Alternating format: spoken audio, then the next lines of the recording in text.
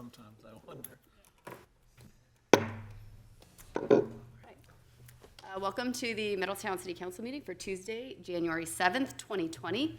Please join me by standing for a moment of meditation, followed by the Pledge of Allegiance to the American flag.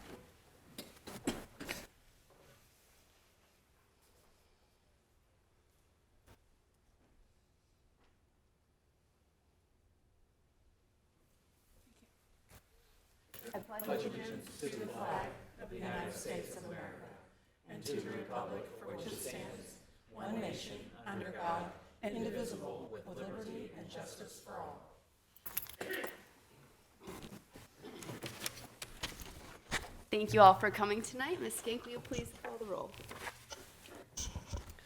Ms. Vittori. Here. Ms. Nenny. Here. Mr. Moon. Here. Mr. Mulligan. Here. Mayor Condrey. Here.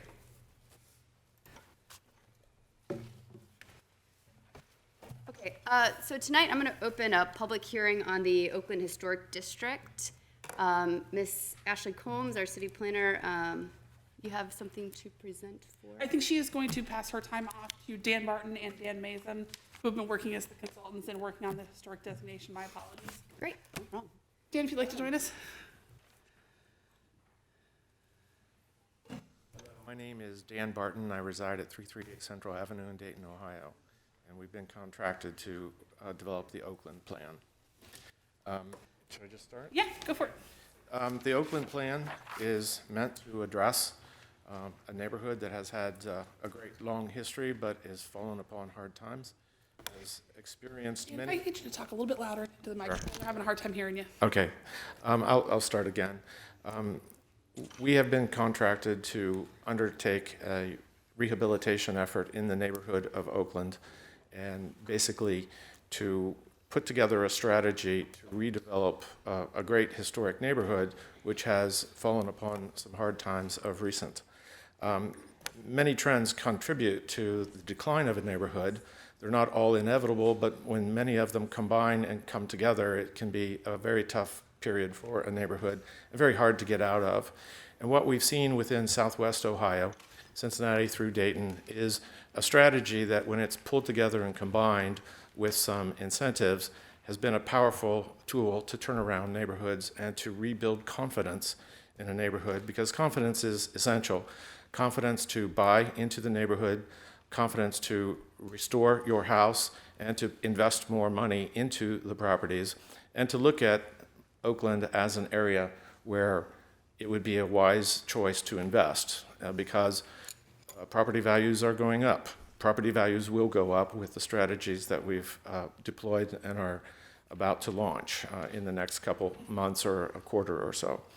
The map of the neighborhood basically is from First on the west or the north, Verity on the west, down along Calumet, both sides of Calumet, and then basically less the industrial portions up the railroad tracks on the east. So it's a very large, roughly a rectangle with some indents. We are also taking some empty land with the idea that there will be future development and that this development will be compatible with the scale, size, and materials of the historic district. There are about 550 houses left, some accessory structures, and a good amount of empty land, particularly including the Vail site. The Vail site, I think, is a very attractive space for redevelopment, particularly close to Central Avenue, which is experiencing kind of a rebirth and kind of a bohemian kind of vibe, which I think is critical to this kind of a turnaround in this neighborhood. We're patterning what we're doing on what has happened in Cincinnati and over the Rhine, and also to a lesser extent in Dayton, in St. Anne's Hill, Oregon District, and Grafton Hill. The strategies are to incentivize people, and that is literally incentivize them to buy, improve, and to stay and reinvest, and encourage new development within that confine also. It's undergirded by a development fund, which is a self-replenishing TIF economic device, which will allow this to roll out over 15 years. So this isn't a once and done. This is a long, long-term commitment to the neighborhood and to turn the fabric of the neighborhood around, and to make it a much better place to live with new amenities, improved streetscape, a rebuilt park, and other things that are going to be part of making Oakland one of the best neighborhoods to live in Middletown. If there's any questions or comments? Can you talk about the process for the historic designation and where we are? Yes. An important component of this is that Oakland becomes a local and national register historic district. The emphasis here is on the national register part of that equation because tax credits come from the federal government's 20% historic tax credit for rehabs and 25% from the city or from the state. Those two tax credits combine to give investors fixing up historic properties a 45% discount on the cost of the renovations that they would undertake. And that's a powerful tool. That's really what's been driving Over the Rhine and a lot of recent development in Dayton, where Dayton just recently, I don't know if everyone caught the news, but basically made almost all of downtown a historic district just specifically to get access to the tax credits. They're a powerful tool.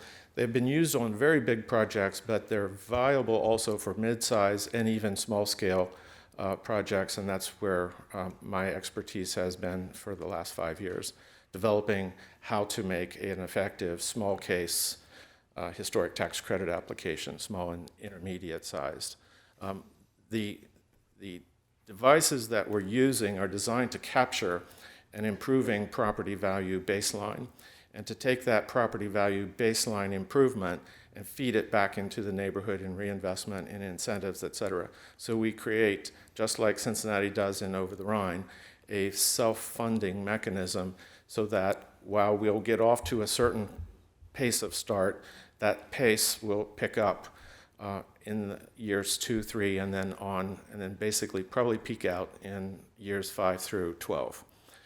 So that there's a tremendous amount of money that's going to be reinvested that, again, doesn't have to come in a lump. It doesn't have to come out of existing revenue stream. It comes because it's self-funding. It's funded out of the improvements that are occurring, and that makes it sustainable for a longer period of time. But important and a critical thing in that is the historic district designation, which we're looking at tonight.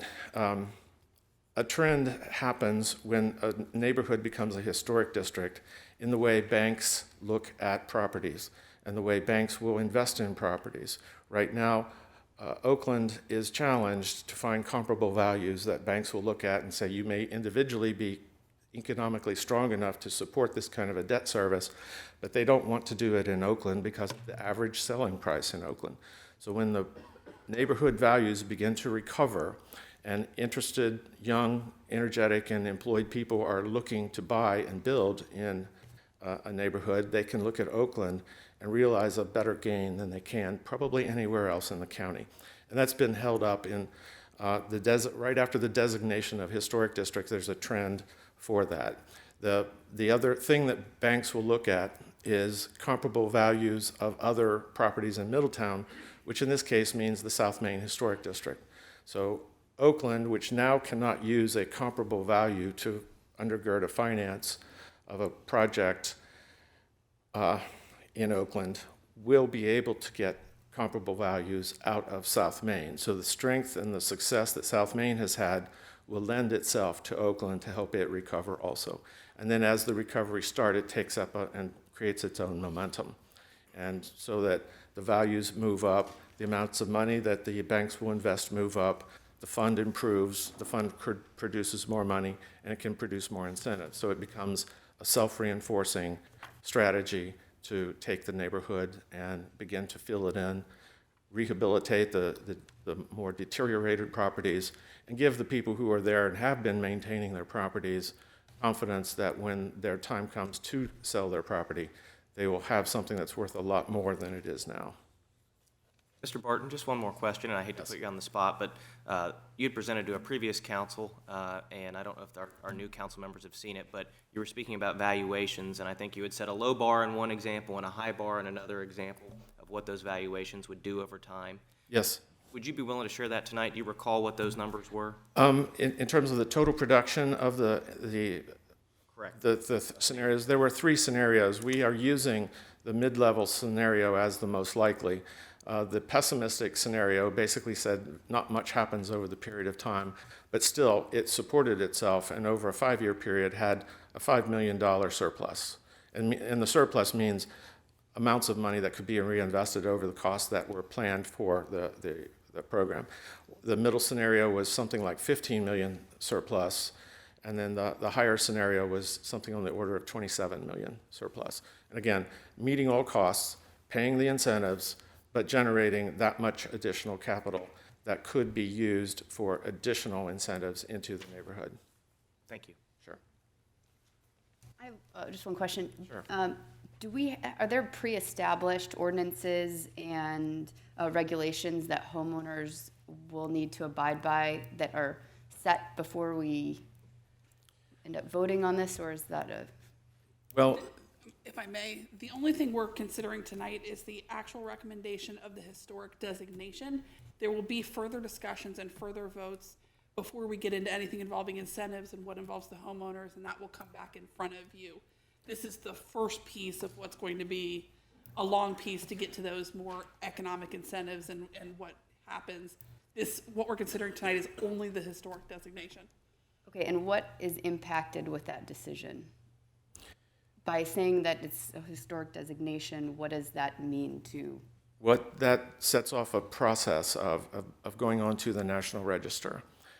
There's a process that starts here with the Certified Local Government Historic Commission designation. It moves to the State Historic Preservation Office, which approves that and moves it forward to the federal government. In Washington, on the National Park Service, they accept it into the National Register as a historic district.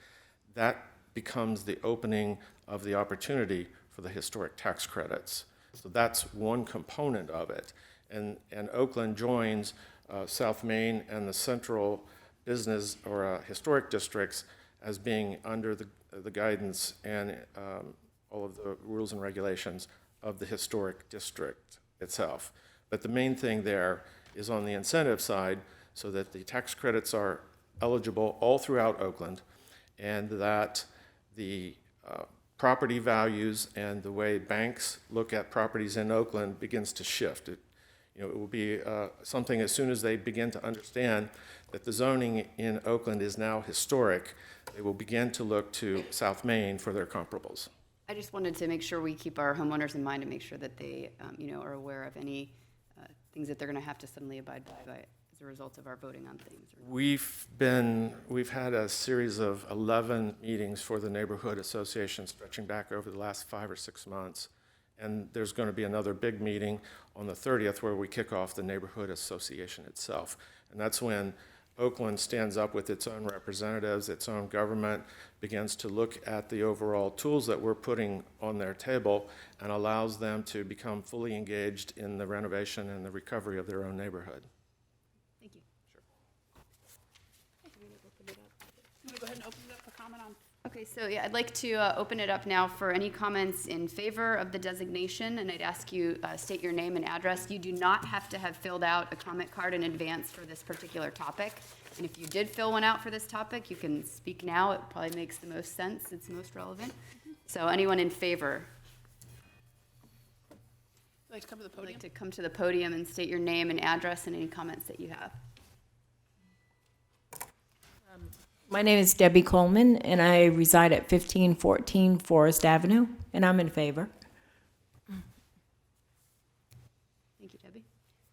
Would anyone else like to come up?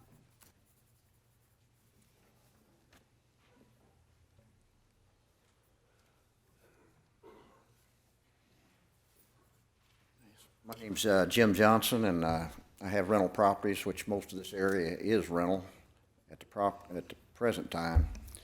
And what happens with the trying to change over to higher priced homes? What happens to the rental property? The people living in those areas there now won't be able to. If a home is suddenly goes from a $40,000 value to a $80,000 or $100,000 value, which is over a long period of time. I realize that, but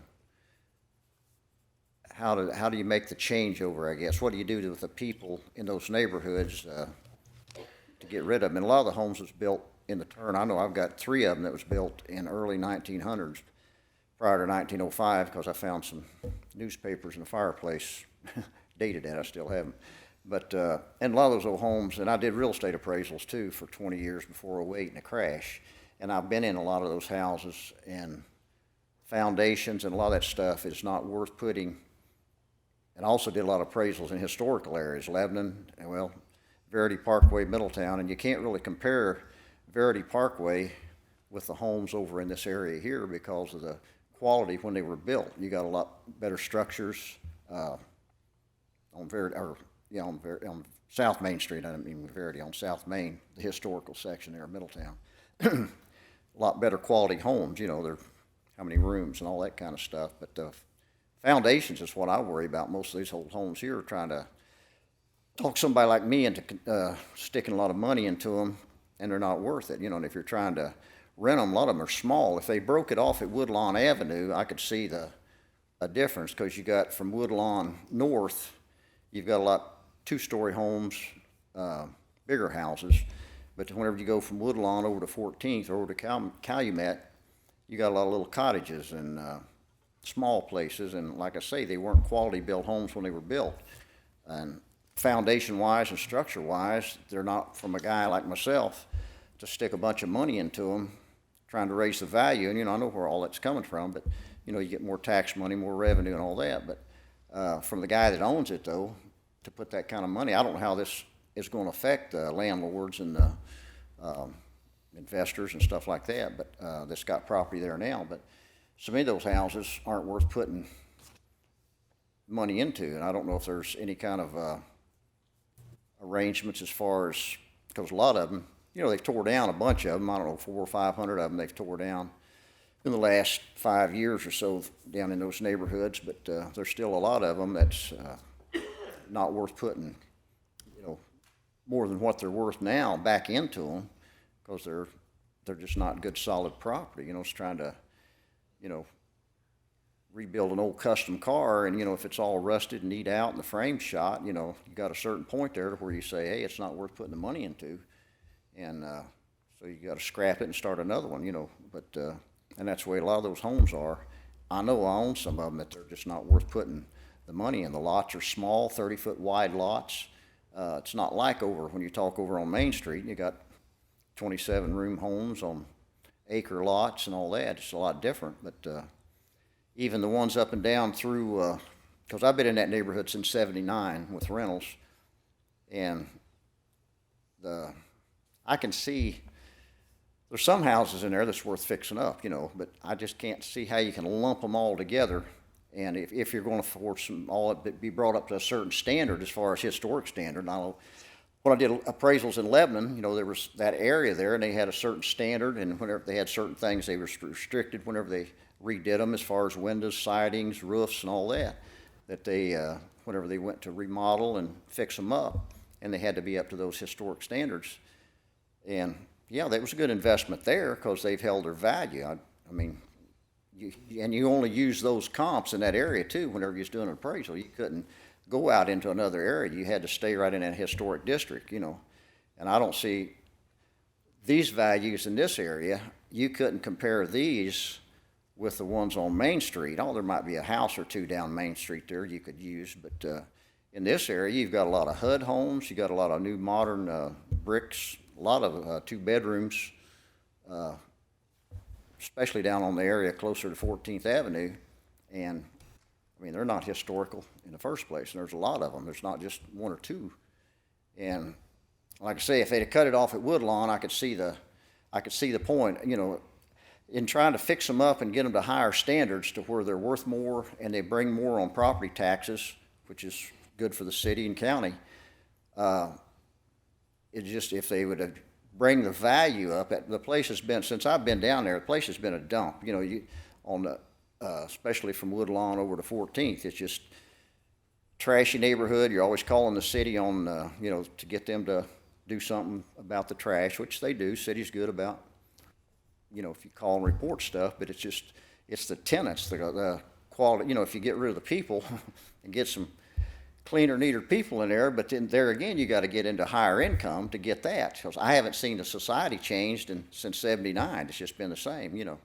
Used to, it was before the drugs come along, it was drinking, and you had a lot of that in those neighborhoods, and now it's just drug infested to where you can't get away from it, you know, but Mr. that's, Johnson, I just want to clarify too, are you in favor or opposition to the proposal, just so, am I in favor of or in opposition to the proposal? Am I in favor? I'm not in favor of it. Okay, I just want to clarify. That's all you need? Well, no, we wanted your comments too, I just Okay, wanted to. but that was just the way I look at it. I mean, I'm not against development, improvement and all that. If the laws that we have on the books now would be, as far as the, standards, I guess is the word, and we did have I don't know if we still do or not here in Middletown, we did, Mary Jane was her name, she used to go around and write things up, you know. We're going to need to wrap up your comments and have others speak as well, but we are appreciative of everything you have Thank to say. Thank you very Thank you. much. Do we have anyone else in favor of the proposal? My name is Celeste Didlick Davis. I live at 505 Garfield. I am in favor of the designation. However, I would like the homeowners association, if we get to that place, I think that we need to be more inclusive and make a stronger effort to bring more people in the community in to develop the rules of the homeowners association. But I am in favor of the historic designation. Thank you. Thank you. Thank you. Wanda Glover, 1106 Calumet Avenue, which is a street that's always had large houses, and we used to have trees when I was a kid. I grew up on that street. I moved 3 blocks down from Calumet on one end to a totally different neighborhood. All I had to do was go 3 blocks up. There are a lot of older houses there, but I wouldn't call it a trashy area. And I've been living there. But I am in favor, and like Celeste said, I do want to be more inclusive of our neighborhood because some of the older people are asking questions, and like I don't want us to form a big board, and then when here comes the neighborhood and they come to say something and what they have to say is too late. You know, but I am in favor of us getting some improvement in our neighborhoods and us getting our streets done and so forth. And I don't think that it's a dead, trashy neighborhood. Thanks.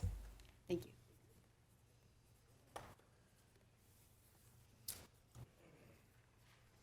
Good afternoon. My name's Anthony Thomas. I live at 533 Garfield Street. I've been there for 18 years.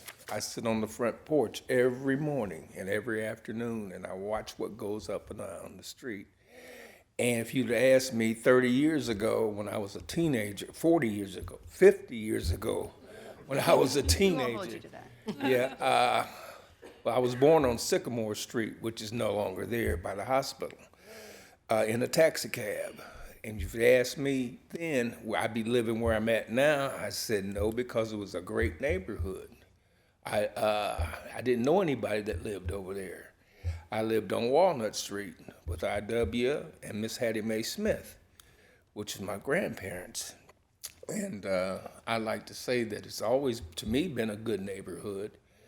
And yeah, there's a lot of riffraff over the years come in and out, but I'm planning on staying there. And I'm planning on building what little I have. I work for the city of Middletown like my uncle did years ago. And I plan on staying there and building as long as I can, as long as God gives me breath. I'm staying on Garfield Street, and I am for the improvements. Thank you. Anyone else in favor that would like to speak? My name's Dan Tracy. I live at 4921 Oaks Court, Middletown, Ohio. I've been an investor in the properties of Middletown for 32 years. To start off with, I am in favor of this, but I'm not in favor of the parameters. The parameters are too broad, too long. You can't take what you have on Main Street, which is special to Middletown, and try to put that over in the Oakland District. It can be done if it was leveled. But the way we're talking 10 or 15 years, maybe the rest of those homes will be leveled in the next 10 or 15 years. But when I see now, we've had one speak about tenants that live in these properties will be pushed out, owners will be pushed out. What's going to be the restrictions, which I think they said there would be steps to come abroad with the rules, the way they're going to be, because the rules that are on the historic district on Main Street are strict. And if you don't stay in compliance, then you're in trouble with the city and the boards that they have down in that area, which is it's a good thing because it keeps everybody in compliance. That's all I have to say about that. Is the parameters are too broad. We can broaden the parameters in time, but I think we need to start out small and build out to something bigger. My next question is the speaker time. Is that going to be next, or do I use it now? We'll have a separate time for the citizen comments. That's all I have to say. Thank you. Okay, anyone else in favor that would like to speak? Okay, anyone in opposition who would like to speak at this time? Okay, hearing no further comments, we'll close the public hearing portion about the Oakland project. And now, as Mr. Tracy alluded to already, we're going to move on to the citizen comments. So I've received 3 comment cards this evening, and some of you may have already said the words that you wanted to, but I'm still going to call you up because you filled the card out. So I'd like to call Mr. Anthony Thomas up of Garfield Street. Do you have any additional comments you'd like to make? Okay, all right, thank you. All right, I also have Mr. Dan Tracy.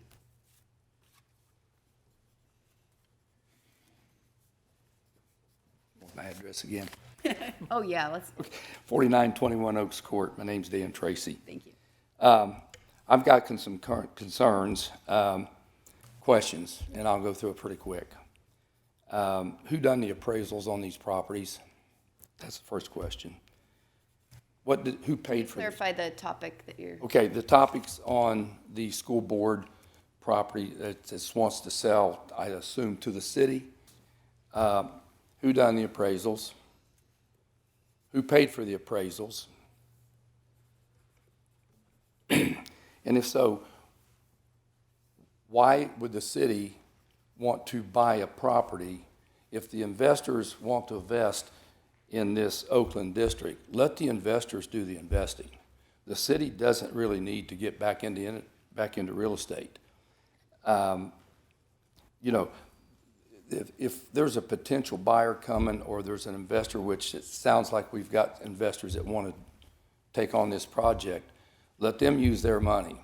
The taxpayers of Middletown should be advised, or it should be more transparent in this city than what it's been in the last 20 years. There's no transparency in what goes on. There's a handful of people that come in and they sit down and they're paid big dollars to decide what they're going to do with this property or these streets. And I think it should be like we had it a few years ago. Have some committees from outside the city, inside the city, investors, homeowners, and let them sit here and talk to some of the council members before they bring something to a vote. We had an election back in November. We had 6 commissioners run for these seats. All 6 commissioners run on one thing in particular through all 6 of them, and that was to put better streets in this town. And I think before we spend $600,000 plus, whatever that's going to be, on this property from the school boards, let's put the $600,000 in our streets, which are a lot more needy than what we need to do. If we got a buyer for this, then let the school board sell it to the buyer. The city needs to stay out of the real estate business. It's not a good thing when you have people that try to come in and do things under the city's rules and permits. I understand that. But the city needs to let those people do it. The city runs the city. They're not in the real estate business. Thank you. thank you very much. you. I have one final card from Mr. Kent Keller.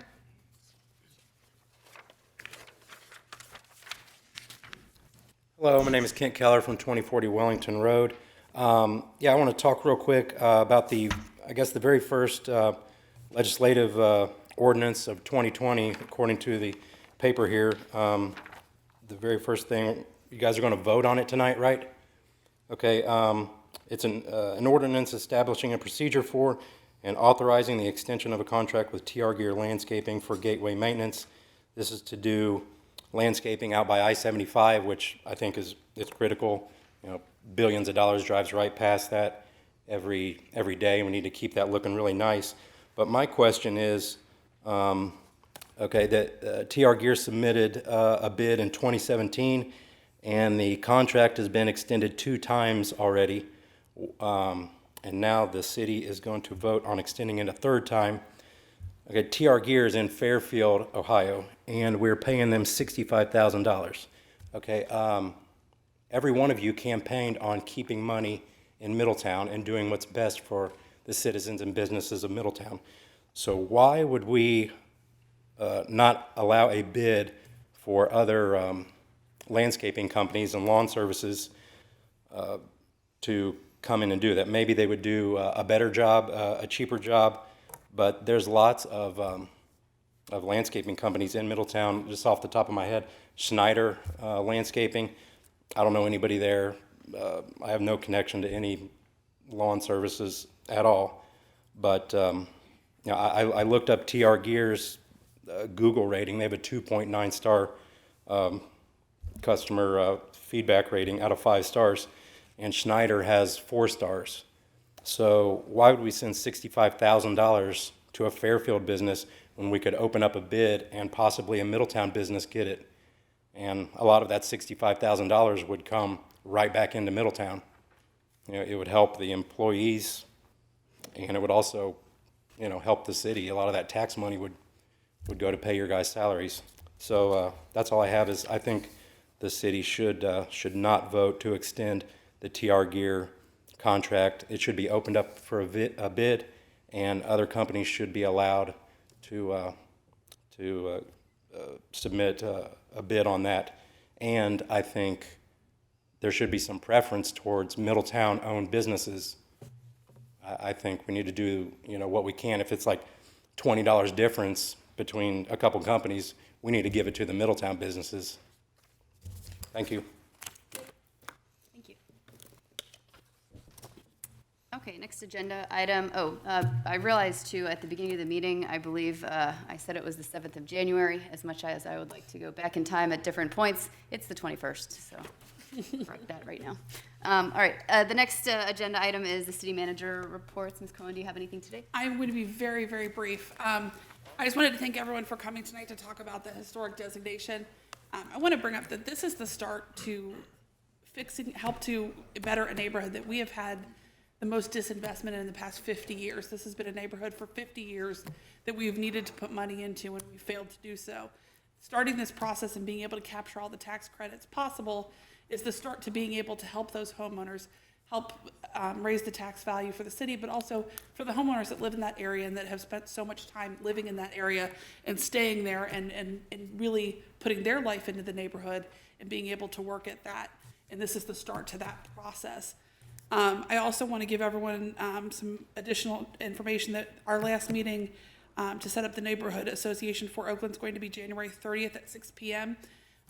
You should be, if you're in the neighborhood, seeing mailings going out, and I would encourage everyone to be there, residents, landlords, people that are interested in the neighborhood, because being present at those meetings really helps get the Neighborhood Association started well and being able to set those standards and really have the neighbors decide what they want that neighborhood to look like. Where's the meeting? It is at St. John's Church. So, in the undercom, yeah. So it's in the neighborhood. We're hoping to make easy access for people. And if you have additional people that need help getting there, we can try and work that out. But just really encouraging everyone that has an interest in the neighborhood to be there and be present and take part in the Neighborhood Association. And that is all I have. Thank you, Ms. Cohen. Ms. Skink, will you please present the consent agenda for us? For your consideration this evening, we have to receive and file the board and commission minutes from the Cemetery Board from October 16th, 2019, and the Park Board from December 16th, 2019. To receive and file oaths of office for Laura Brown, Heather Deaton, Dan Dickton, Gary Ogden, Jesse Schulte, Sarah Toby, and Griffin Steffen. to confirm the personnel appointment of Cody Robertson to the position of maintenance worker in the Department of Public Works and Utilities, Street Maintenance Division, and to authorize a professional services agreement with Jacobs Engineering Group Incorporated for the development of design drawings and specifications to add a pumping system to a new production well, well 20, in the city's well field. We need a motion. I move to adopt the issues and actions in the consent agenda. Second? Okay, please call the roll. Ms. Nenny. Yes. Mr. Moon. Yes? Mr. Mulligan. Yes. Mayor Condrey. Yes. Ms. Vettori. Yes. All right, time for council comments. Thank you, Madam Mayor, and thank you all for being here tonight. Heard a lot of passionate people talk about their neighborhood, and it's always a really nice thing. Thank you to Misters Barton and Mazum for all of the time and energy that you've put into establishing the Oakland Historic District and the work you've done for our city. Thank you for that. In our board appointments for at the end of last meeting, I joined the SELF board. SELF is supports for low-income families, and they actually have a really great program for some of the people in that neighborhood that I think that they could utilize if they find themselves in a position where they need home repairs or ramps or anything that they might need to help them. A little bit of assistance program there. So if you know anyone who needs those types of repairs, they have an income eligibility threshold of 125%.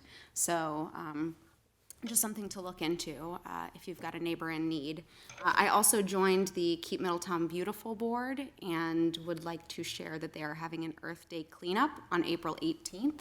8 a.m. to noon at the Metro Parks River Center. And if you'd like to get involved in that, you can go to their website or their Facebook and sign up with them. So I encourage you to do so if you're interested in helping us clean up our parks. Thank you, Mr. Moon. Thank you. I, too, would like to thank Mr. Barton and Mr. Mazum for all their work these last several years, and certainly to those that live in the neighborhood, specifically those that reside there. Thank you for your comments. If this is going to be successful, we're going to need you people to continue to stand up and help support the project and be engaged. So please count on us calling and asking for your help on those matters.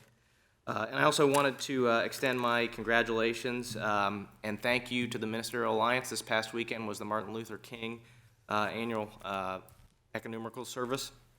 With our own Steve Hightower as the main speaker, and he did an incredible job. If you've never heard his story, it's quite impressive, and we're just proud to call him a Middletonian, and proud that he calls Middletown home. So thanks for everybody involved with that. It was a great service. That's all I have, Your Honor.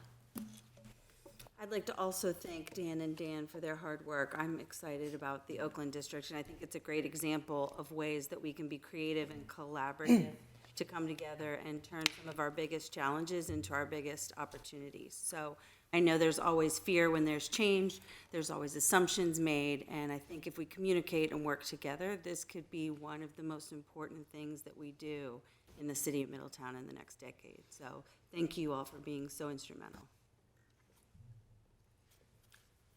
Thank you, Your Honor.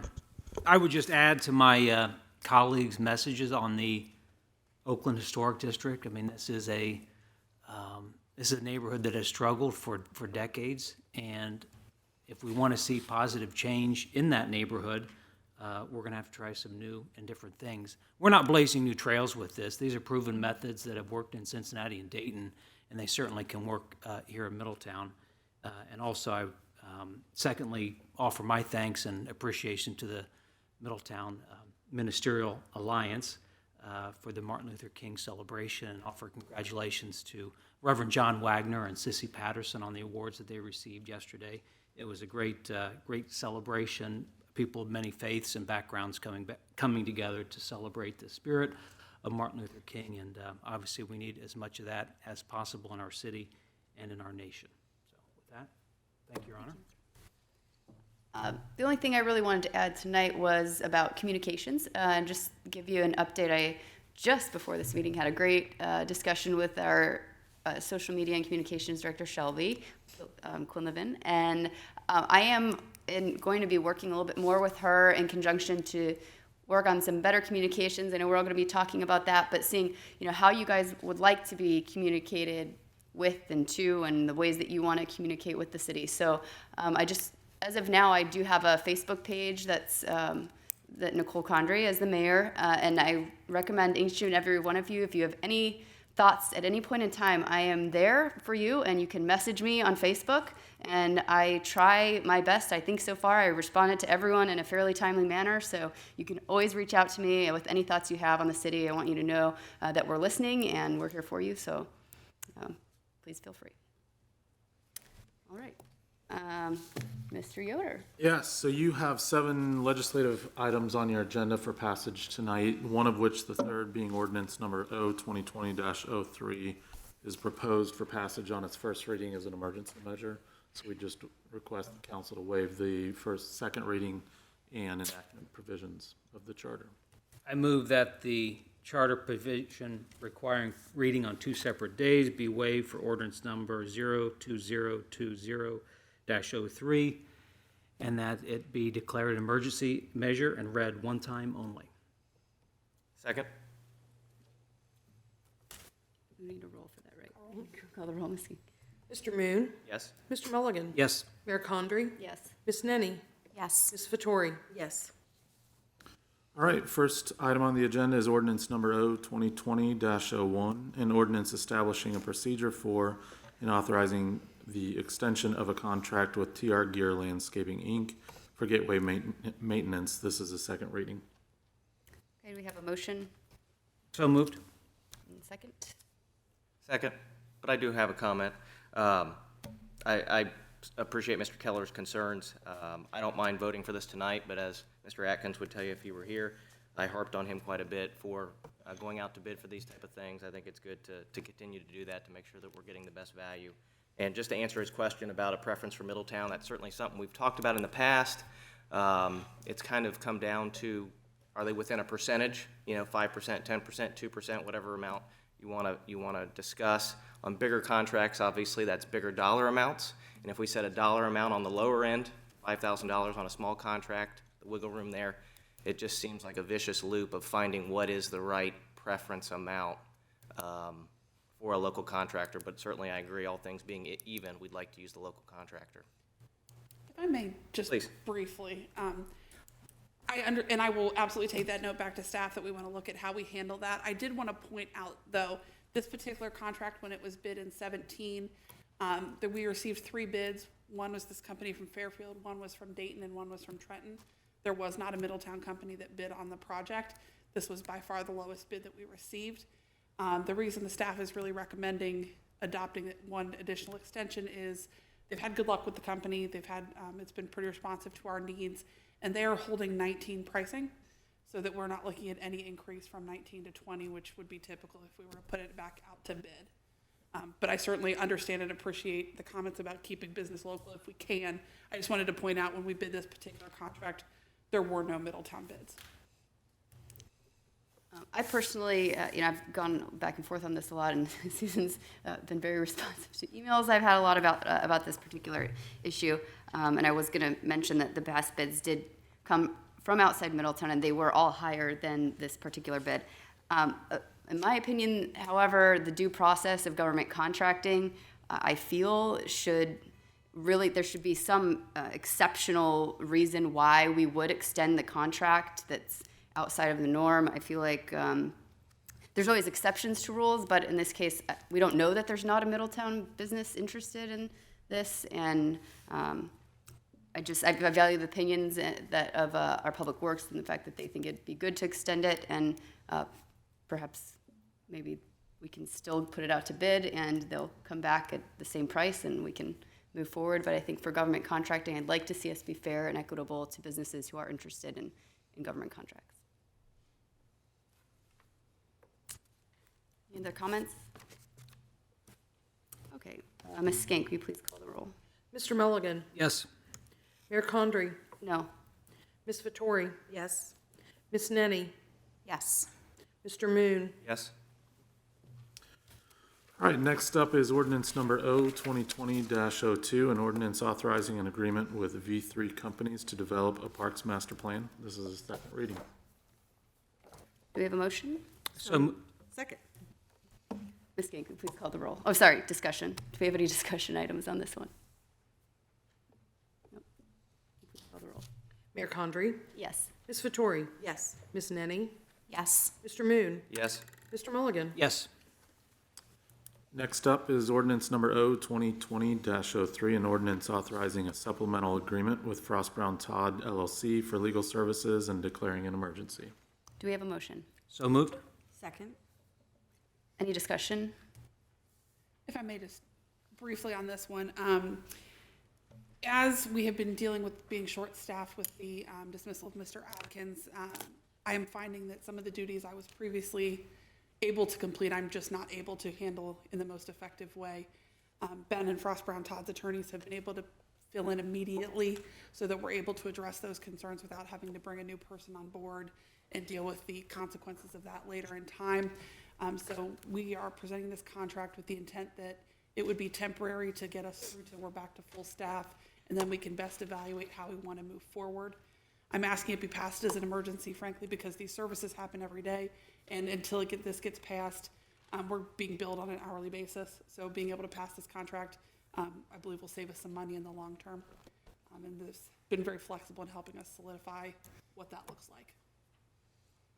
And I did have a discussion with Susan about this, and she showed me some numbers about how much more we would be paying hourly. This is significantly less than that. So we'll need to get Mr. Yoder a nameplate. With that money we're saving, we're trying to get them a nameplate.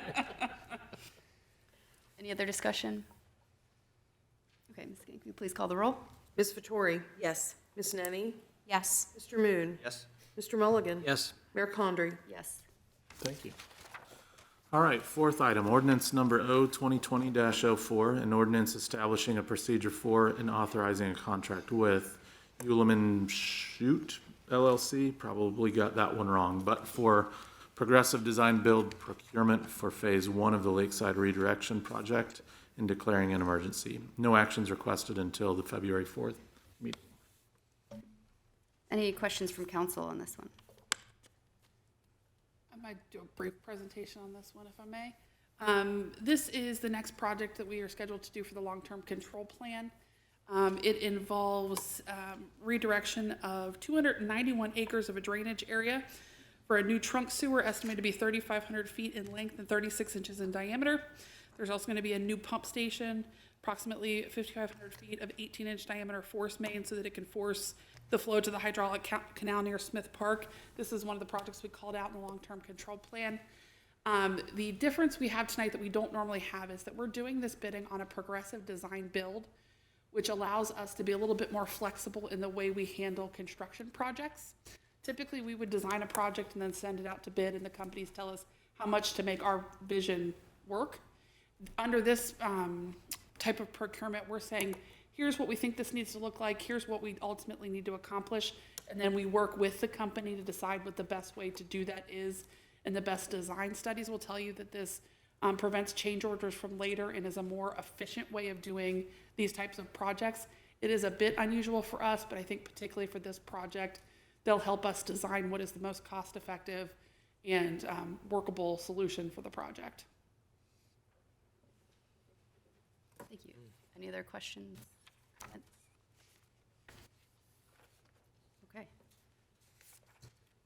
All right, so fifth item, resolution number R 2020-01, a resolution authorizing the purchase of real property from the Board of Education of the Middletown City School District and declaring an emergency.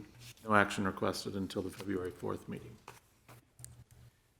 Also, if I'm on this one, we were approached by Middletown Schools, and we were engaging in some conversations with them about securing particularly the Vail site for the Oakland redevelopment. We are not ready to send that out for bid just yet, so we're asking that the city consider purchasing this property with the intent that that Vail site will immediately be used as soon as we can for the Oakland redevelopment. It'll give the city control over the remaining properties so that we can address potential economic development, redevelopment of these properties at a later time. There was a question about the appraisals that are listed. I do not know the company that was provided those appraisals, but I certainly can find that out. I know they were paid for by the school in their process of completing their construction processes and what they need to do in the state to dispose of this property. I have just a couple things on this one. It seems to me like we would want the city to pay for our own appraisals on this. I don't know. It seems odd to have the schools who own the property to have done the appraisals. It feels like a conflict of interest, and something we might want to look into is getting our own appraisals before we look into purchasing. If you'd like to take that extra expense, we certainly can take a look at it. Yeah, I understand it could cost more, but some of the appraisals look high. I'm not a real estate agent, but they looked quite high for what we're looking at. Okay. The other thing is it possible, I know we want the Vail site, but is it possible to only purchase the Vail site? The schools indicated they were not open to that option. Any other questions or comments? I guess I would just be interested to look into what additional costs might be underlying for these properties if we were to purchase them in order to sell them. Is there going to be some sort of, underground, underlying sort of issue with any of these that would present a later problem? Just something I would like to see an answer for. Okay. I'll see what I can get for you. All right. Sixth item, ordinance number O 2020-05, an ordinance designating properties located in an area generally bounded by First Avenue to the north, Verity Parkway to the west, the Pioneers Cemetery property, Cohen Brothers, Inc. in the west side of Lamnick Street to the east, and Calumet Avenue to the south is the Oakland Historic District. This is a first reading.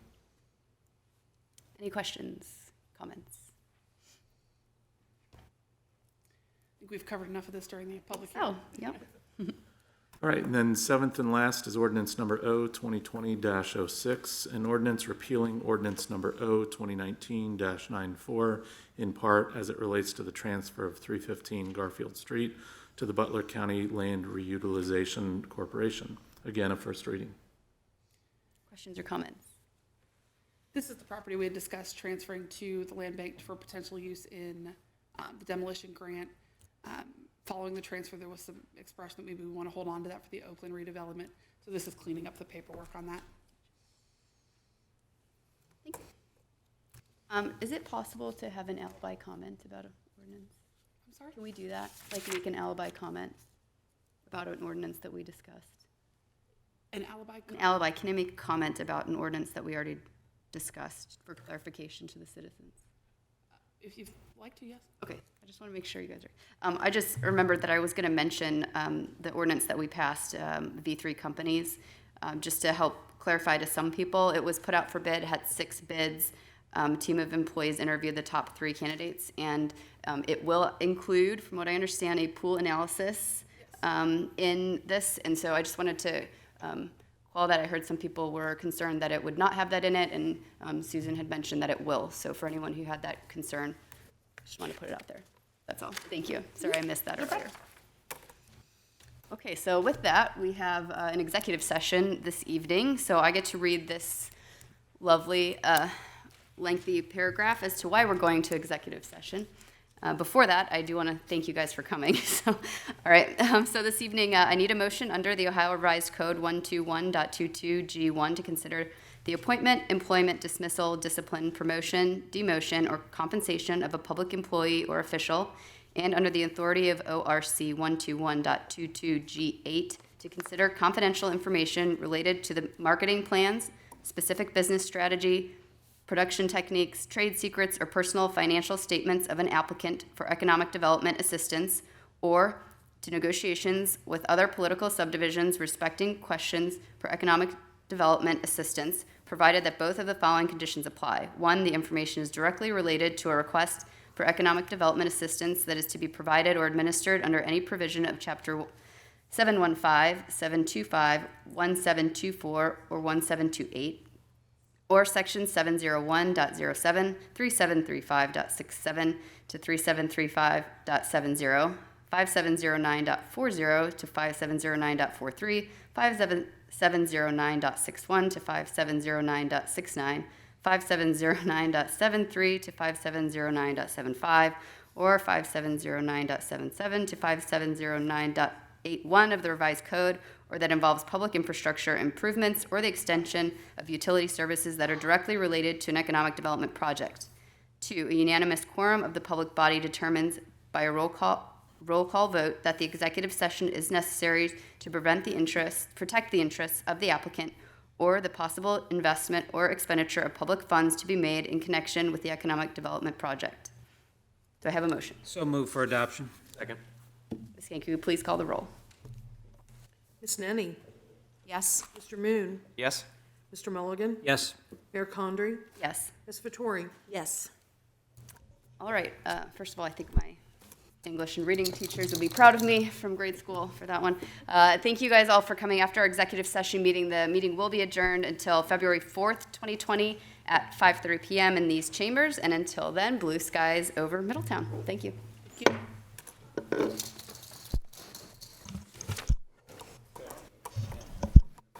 We like this till March.